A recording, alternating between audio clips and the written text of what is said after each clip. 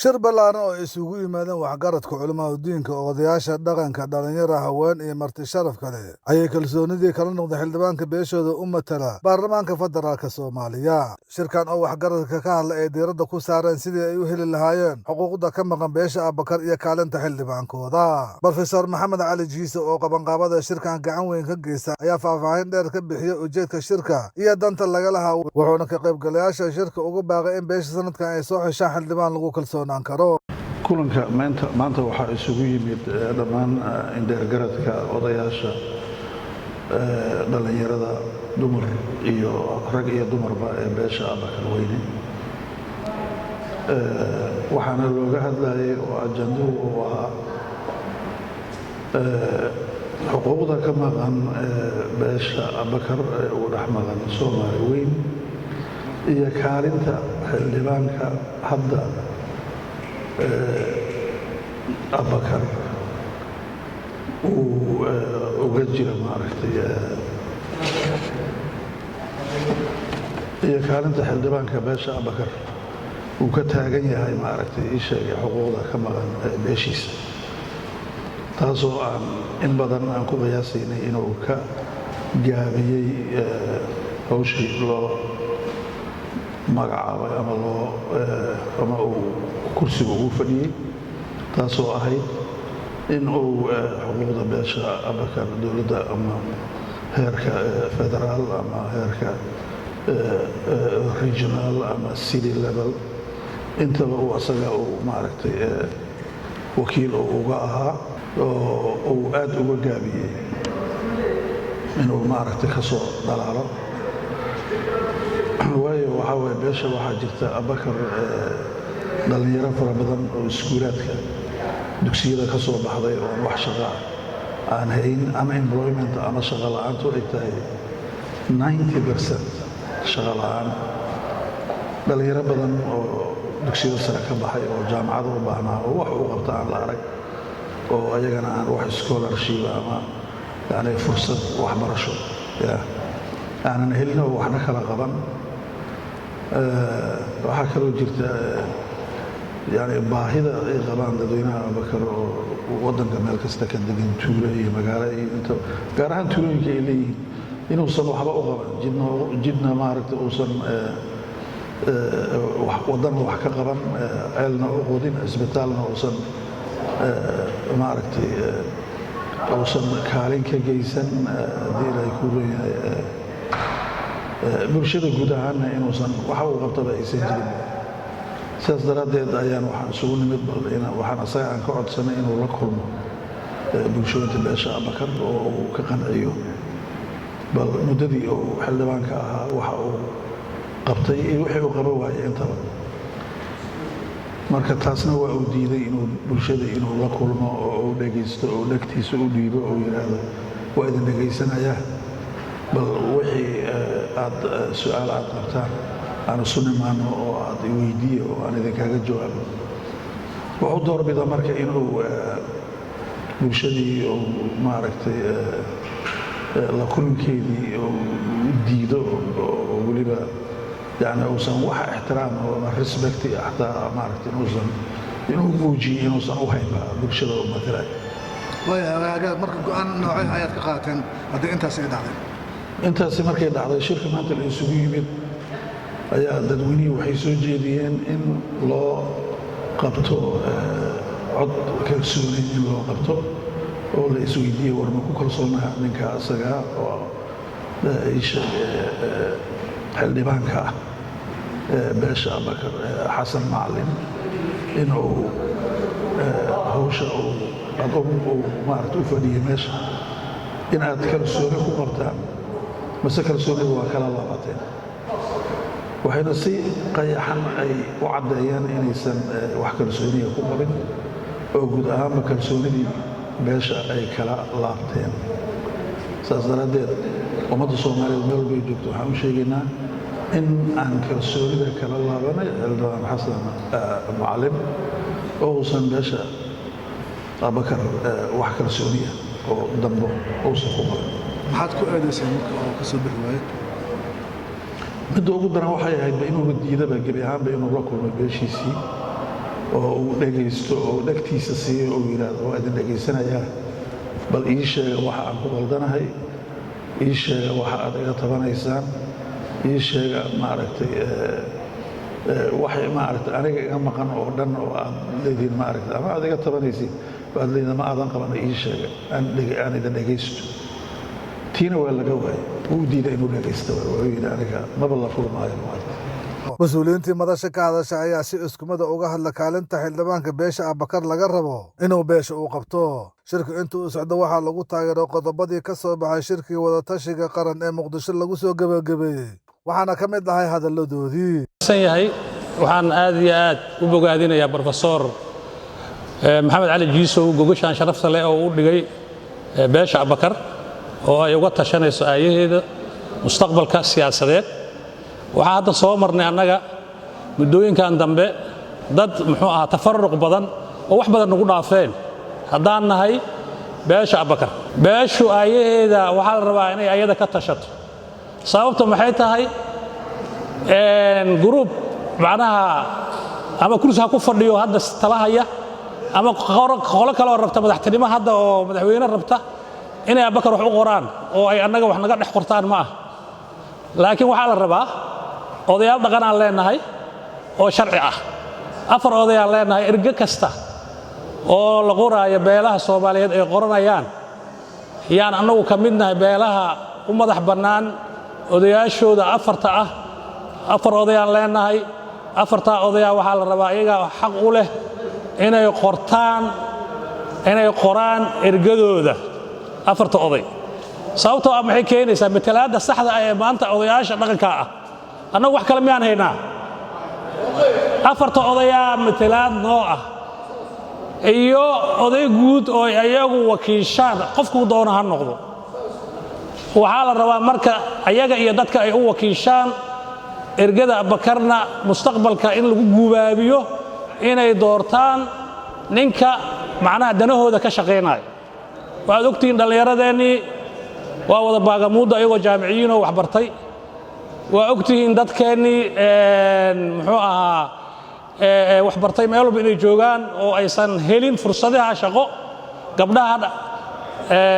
dhallinyarada ah iyo wiilasha dhallinyarada ah ee wax bartayba waxaan marka rabaa inaan fursaddan uga faa'iidaysto mustaqbalka dhow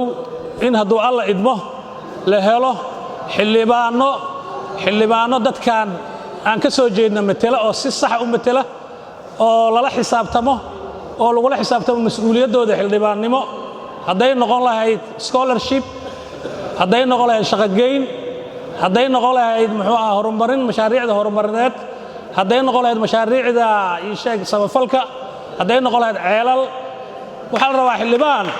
ka shaqeeya ummaddan si saxa u matala waxaa kaloon halkaan rabaa inaan uga faa'iidaysto fursaddan qaaliga ah waxaa hadda shalay la saxiixay shirkii wadatashiga qaranka ee doorashooyinka shirkaas annaga waxaan leenahay waan taageeraynaa waan soo dhowaynaynaa waana ku faraxsannahay maanta Soomaaliya hoggaankeeda inay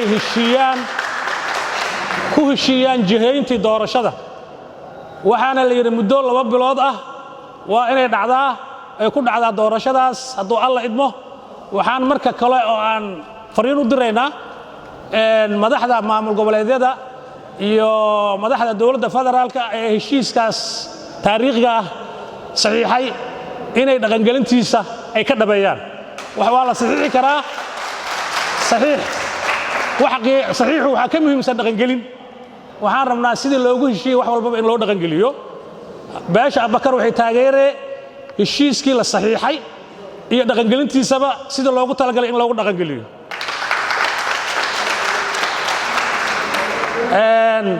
waxaan markaa rabaa inaan halkaas warkeyga uga soo baxo oo naga sii maadaama waqtigu uu nagu yar yahay ma jecli inaan dadka aan waqti badan ka qaadno ujeeddada ajandaha wuxuu ahay wada tashi beesha Abubakar qaybaheeda bulshada oo ay ugu horeeyaan qayb ka mid ah odayaasha dhaqanka qaybo ka mid ah ururada dhalinyarada haweenka aqoon-yahanada culimada oo dhan aan noo wada fadhida waxaan marka leeyahay inta ka soo qayb gasho dhammaantiin waa mahadsantihiin guul iyo mustaqbal wanaagsan aan idiin rajaynayaa. horta marka ugu horeysa waxa weeye in aan shirkan loo qaadanin shir Abubakar lagu kala qaybinayo, laakiin shir taargetkiisu ama hadafkiisu uu yahay in la mideeyo Abubakar. arrintan waxaan habeenadan dhan aan ka wada hadlaynay aniyo Maxamed Cali Jiisow hadafka danta la leeyahay halka loo socdo. qof Abubakar oo la diidan yahay ma jiro, qof Abubakar ah oo in yani wuxuusan lahayn la siiyaan ma jiro.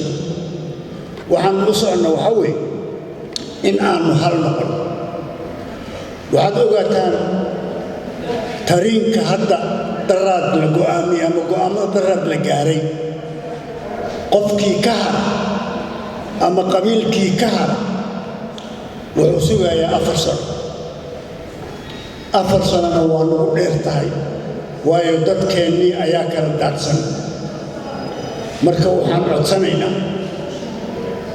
in xoogga la isugu geeyo kuwa naga maqanna inaanu doonno, kuwa hadda joogana in aanu ka dhaadhacsiinno in aanu wax burburinayna oo aan wax dhisayn.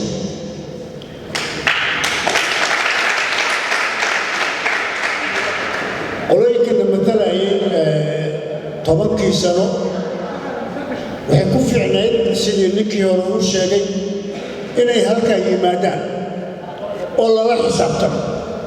oo la yidhaahdo maxaad ka qabateen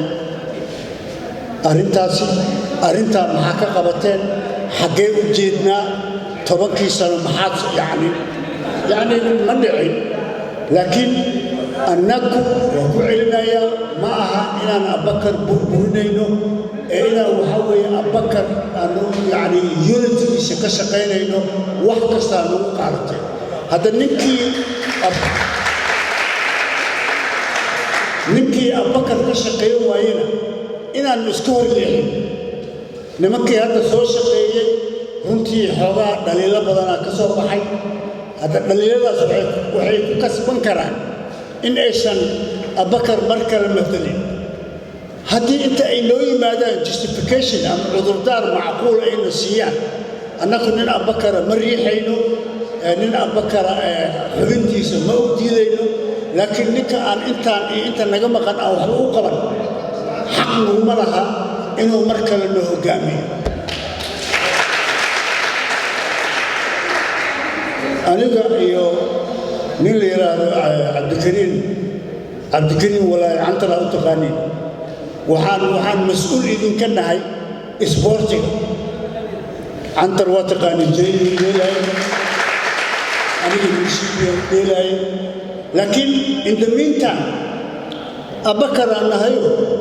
cadka Abubakar uu leeyahay waa inaan albaab kasta u garaacnaa. waxaad ogaataa haddii bulsho meel isugu timaado waxyaabaha ugu horeeya oo managementiga ama maamulka lagu barto waxaa weeye bulsho markay meel isugu timaado waxa ugu horeeya la qabanayo waxaa weeye in hogaamiye bulshadaas loo magacaabo. odayaal aan leenahay sharaf leh, hooyooyin aan leenahay, aqoon-yahanaan leenahay, waxaanu leenahay ii sheeg dad ganacsato ah sida ninka maanta intaa waxaanu siiyey. waxaanu leenahay dad oo Abubakar yacni ku hirto dadkii dadkii ma ka baxay. dadkii wax qaban lahaa waa iyaga, dadkii lagu hiran lahaa waa iyaga. maanta haddii ayna hogaamin lahaayeen annaga aan la qaybsanayn ummadda Soomaaliyeed cadka aanu leenahay. aniga ilaa 30 sano 40 sano waa soo shaqeeyey. dhiiggayga iyo dhacankayga ugu dambeeyana 39 oo Abubakar aan ka mid ahay diyaaran u ahay inaan u hibeeyo. laakiin ogaada qofkii laab qofkii dhallinyaradan hadda lay baraya 2 injineer oo runtii wax lagu farxaa annaka jaamacadda waxaan ka baxnay qaarkiin ma dhalan 78 aan ka baxay master's degree aan sameeyey laakiin in the meantime dhallinyarada hadda soo kacaysa wax hogaamiyey rabaan haddii aad runta rabtaan haddaan odayaashii iyo hooyooyinkii iyo ganacsatadii aysan na horseedin 4 sano soo socota meel cidlaan ku dhacayna arrintaasna mana qabato odayaasha hadda qaarka oo gararkooda gaduudan yahay u jeedo waxaan idinka codsanaynaa arrintaas inaad u istaagtaan abbakarka naga maqanna in la raadiyo abbakar 2 ah ma rabno aniga waxaan diyaar u ahay meesha aad ii dirsataan inaan qabto waxaan diyaar u ahay inaan abbakar ka weynaanin waxaan diyaar u ahay aniga buulo wagacaan ku dhisay dhallinyarada ma garanaya mana buulo wagacaan ku dhisay marka xoogaa isbiirta qaada iga raalli ahaada hadal badanaa iga buuxo laakiin waqtiga laakiin waxaan ugu dambayntii sheegayaa 4 sano haddii aanan midoobin ogaada abbakara ka hadlaysiine mursada u dhammaanaysaa waana mahadsantihi bacda salaam anigu hadal badan ma lihi hadal waa sida hore loo yiri waayo madashaan ballanta ahayd waxaan ku ballansanayn xildhibaanka beesha abbakar inuu halkan noogu yimaado nasiib darra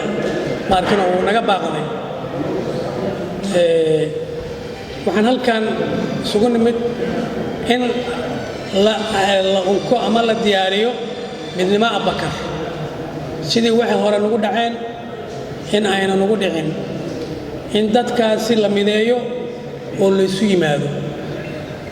ninkii qalad tirsanayay ninka aan tirsanaynba in wixii hore laga soo tago oo maanta wixii hore xaladhalay laga noqdo oo maanta wixii jira aan isugu nimaadno xaaladda hadda la joogo qof walba waa dareemi kartaa xilli loo kala dareerayo waa doorasho waxay u baahan tahay midnimo wax lagu heli karaa kala qaybsanaan waxba ma tarto calaa ay xaal waxaa laga rabaa in abbakar midnimadiisa la ilaaliyo laysu yimaado waxna wax la wada qabsado wixii ay xaq u leeyihiinna inay doontaan wixii xaq loogu leeyahayna waa inay bixiyaan intaas waxaa weeyaan ma arkano inta guud ahaan dalka Soomaaliya maanta dhibaatada ka jirta iyo wixii hadda la soo maray iyo hadda heshiiska yarka oo ma arkano hadda la soo gabagabeeyay ee loo socdo in la aado maxay ahayd doorasho heshiiskaasna waa taageeraynaa doorashadana aan insha Allah qaybteena ka qaadanaynaa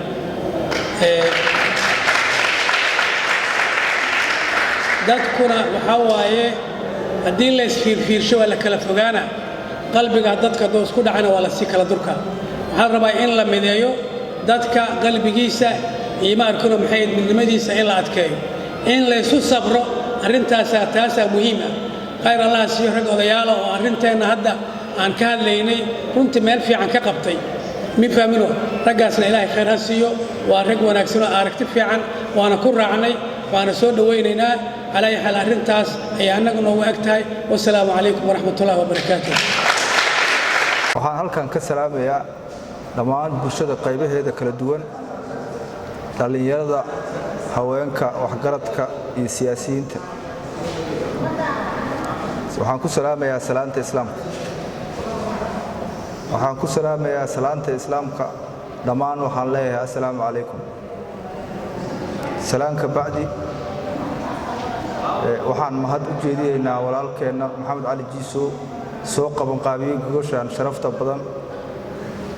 oo loo diyaarshay in looga hadlo horumarka soo celinta xuquuqaadka asaasiga ah ee beesha Abbakar waxaan halkan rabaa inaan ku cabiro aragtiyada ku aadan xuquuqaadka Abbakar iyo Abbakar qaabka uu yahay iyo halka Abubakar in loo wada la rabo waxa nala gudban ma aha inaan eed qolo u jeedino qof u jeedino qayb bulshada kamid u jeedino qof kasta oo Abubakar wuxuu xaq u leeyahay inuu hogaamiyo iyo la hogaansho saas awgeed waxaan abaaraynaa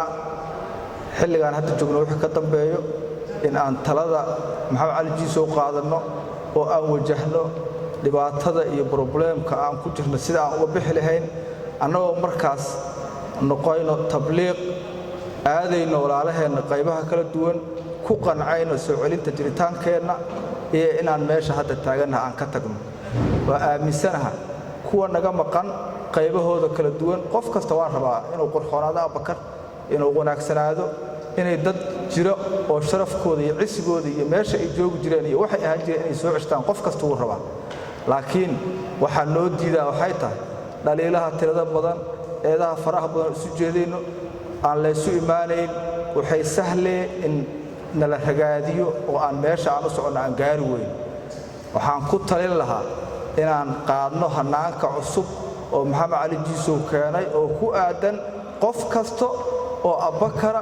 wuxuu xaq u leeyahay in la hogaamiyo inuu hogaamiyo saas awgeed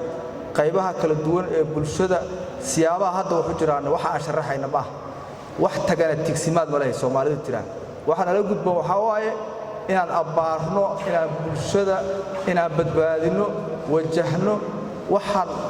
hortaagan aan sawirno waxaan hortaagan oo nala gudboon maanta naga bilaabo inaan wajahno inaan dadka isu raadino jidkaasna aan marno si aan danta caamka ah Abubakar loo helo waxaan idin rajeeyaa khayr hadalkan intaas uu ku egyahay wabillahi tawfiiq Muuse Maxamuud Jiisow Muqdisho